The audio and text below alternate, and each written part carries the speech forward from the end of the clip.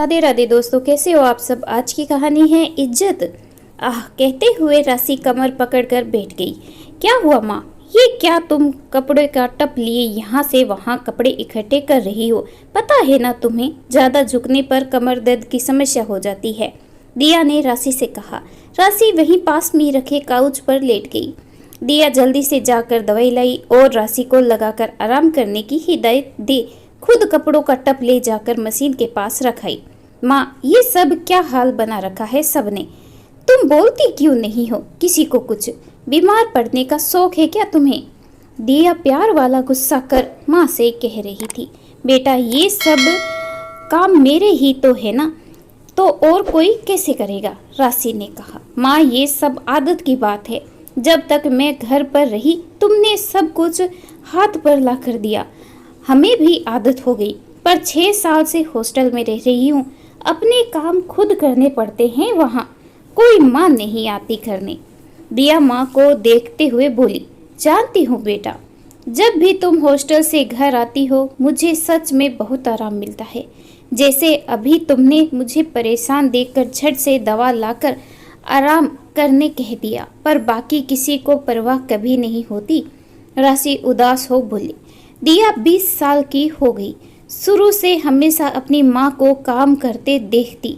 जब से हॉस्टल रहने गई बहुत काम अब वो खुद करने लगी थी, पर घर पर पापा के रवैये से वो हमेशा परेशान हो जाती थी। माँ जितने सलीके से घर को समेट कर रखती, पापा हमेशा सब कुछ फैला कर रखते। कितनी बार इस बात पर तू मैं भी हो जाती थी। उसे अच्छी तरह से याद है, वो छोटी सी थी तभी एक बार कुछ ऐसा ही हुआ था। तब दादी उन लोगों के पास आई हुई थी। वो माँ पर गरजते हुए बोली, मेरे बेटे को ये सब काम करने की आदत नहीं है। इतना पढ़ लिख कर अफसर बना है, ये सब करने के लिए नहीं, इन सब के लिए तुम हो ना। उसका जैसा मन करेगा वो वैसा रखेगा। तुम्हें समेटना पसंद हो तो समेटती रहो। माँ एक शब्द नहीं बोलती थी, बस रोती जा रही थी। मुझे देखकर एक ही बात बार बार बोलती, देख लाडो, जिंदगी में जिल्लत कभी न सहना और गांठ बांध ले। अपने पैरों पर तो खड़ा होकर ही तुम्हें रहना है। दिया देखती, दादी हमेशा माँ को कुछ न कुछ बिना बात सुना देती और पापा से शिकायत लगाया करती।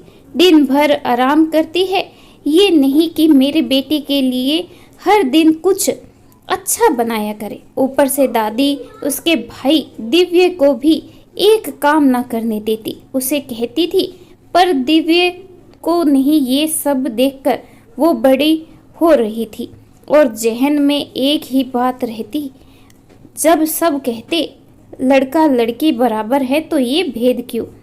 हर काम सबको करना आना चाहिए, पर दादी के रहते ऐसा संभव नहीं था। 10वीं तक वो घर पर रही, फिर बाहर हॉस्टल में पढ़ने चली गई। वो हमेशा राशि से कहती, दिव्य को भी हॉस्टल भेजना, नहीं तो ये घर पर रहकर पापा के जैसा हो जाएगा। पर संयोग ऐसा हुआ, दिव्य हॉस्टल जाना ही नहीं चाहता था और बच्चे को जबरदस्ती भेज नहीं सकते थे, तो उसकी आदत भी पापा के जैसी होती जा रही थी। दादी के से पर वो बिगड़ भी रहा था। बस एक ही बात अच्छी होती, जब दिया आती दिव्य को समझाने की कोशिश करते हुए एक लाइन जरूर कहती, दिव्य माँ की मदद किया करो, कभी जो वो बीमार पड़ गई तुम सब पर भारी पड़ेगा। ऐसे में दिव्य बड़ी बहन की बात सुनता, पर दादी देख लेती तो राशि को ही डांट लगा देती और राशि उससे फिर कुछ ना बोलती। माँ अब कैसा लग रहा है, दिया राशि से पूछी। राशि उठने की कोशिश की तो उससे खड़ा भी नहीं हुआ जा रहा था। शाम को जब निकुंज घर आया, घर की हालत सुबह जैसी ही देख राशि पर गुस्सा करने लगा। माँ के कमर में बहुत दर्द हो रहा है, वो एक दवा लेकर सो रही है। दिया ने आकर कहा। ओह, अब चाय कौन बनाएगा। निकुंज बुदबुदाया। पापा आपसे कुछ बात करनी है, आप फ्रेश होकर आइए, चाय मैं बना कर लाती हूँ, कह दिया चाय बनाने चली गई। चाय के साथ पापा की पसंद का भुना चिवड़ा भी लेकर आई, जो अक्सर वो अपनी माँ को करते देखी। क्या कहना है बेटा? निकुंज ने पूछा। पापा, आज बिखरे घर को समेटने में और इधर उधर फैले कपड़े बटोरने में माँ क्या झुकी, कमर दर्द बढ़ गया। मुझे तो अच्छी तरह याद है, ये तकलीफ उसकी पुरानी है, फिर भी नज़रअंदाज कर काम करने में लगी रहती है। अभी 2 दिन ही हुए हैं हॉस्टल से आए, माँ को आराम करते हुए नहीं देखा, कुछ ना कुछ करती ही रहती है। आप ऑफिस चले जाते हैं, दिव्य कॉलेज कोचिंग में लगा रहता है। अगर पीछे से माँ को कुछ हो गया तो वैसे वो सबसे ज़्यादा आपके बिखरे सामान समेटती है। आपके कपड़े ही बिखरे रहते हैं, शर्ट यहाँ, पैंट वहाँ, तौलिया कहीं, रुमाल मोजे सब इधर उधर। जब माँ ने लॉन्ड्री बैग रखा हुआ है तो उधर कपड़े रखने में क्या हर्ज है? थोड़ा आपको भी समझना होगा पापा। वो आपकी बीवी है, घर की नौकरानी नहीं। आप सब तो उसके साथ ऐसे करते हैं जैसे वो कोई काम वाली बाई हो। दादी भी कभी अच्छे से बात नहीं करती। जब पति इज्जत ना करे तो किसी और से इज्जत मिले ना मिले फर्क नहीं पड़ता। बस मैं यही कहना चाहती हूँ, मेरी माँ मुझे सही सलामत चाहिए। वो बीमार भी पड़ी तो करहा लेगी, पर बोलती कुछ नहीं। उसके दर्द को महसूस कीजिए, कहीं ऐसा ना हो वो घुट घुट कर दिया कहते कहते रो पड़ी। निकुंज बेटी की समझदारी भरी बातें सुन आश्चर्य में पड़ गई। सच ही तो कह रही है दिया, अगर राशि को कुछ हो गया तो हम सब का क्या होगा?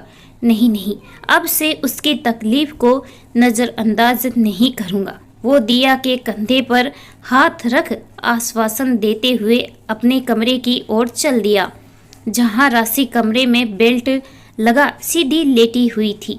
आ गए आप? वो चाय राशि ने कहा। तुम आराम करो राशि, दिया ने बनाकर दे दिया। हमारी बेटी कितनी समझदार हो गई है। कई बार बच्चे भी माता पिता को बहुत कुछ सिखा देते हैं, है ना? निकुंज ने कहा। राशि समझ गई।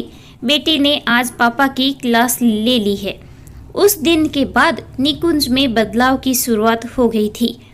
दिव्य भी माँ की मदद करने लगा था। दिया 1 महीने बाद हॉस्टल चली गई, पर अपनी माँ के लिए वो पिता की नज़र में सम्मान जगा गई। दिव्य बता रहा था, दादी जब आई पापा को काम करते देख कुछ बोली तो पापा ने कहा, ये मेरा काम है माँ। उसके बाद दादी कुछ नहीं बोलती है। इस कहानी के बारे में आपकी क्या राय है? कमेंट करके जरूर बताइएगा। कहानी अच्छी लगे please like share and subscribe करना बिल्कुल ना भूलें। कहानी सुनने के लिए आपका बहुत बहुत धन्यवाद।